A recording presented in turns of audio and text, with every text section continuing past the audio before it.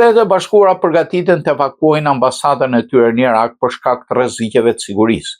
Shtetet e Bashkuara po përgatiten të evakuojnë ambasadën e tyre në Irak për shkak të rrezikeve të rritura të sigurisë në rajon, kanë të mërkurën 3 burime amerikane dhe 2 burime irakiane, ndërsa një zyrtar amerikan tha se është ende personat në varësi të ushtrisë mund të largohen apo jo edhe nga Bahreini.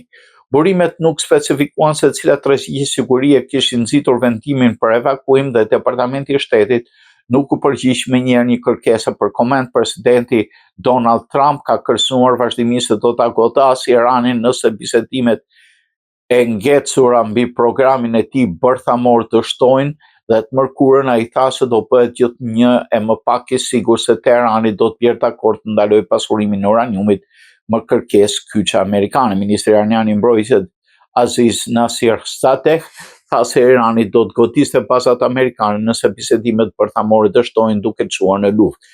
Departamenti amerikan i Shtetit është gati të urdhërojë largimin e ambasadës amerikane në Bagdad. Qëllimi është që të bëhet me mjetet tregtare, po ushtria amerikane është e gatshme nëse kërkohet ndihmë nga një zyrtar amerikan.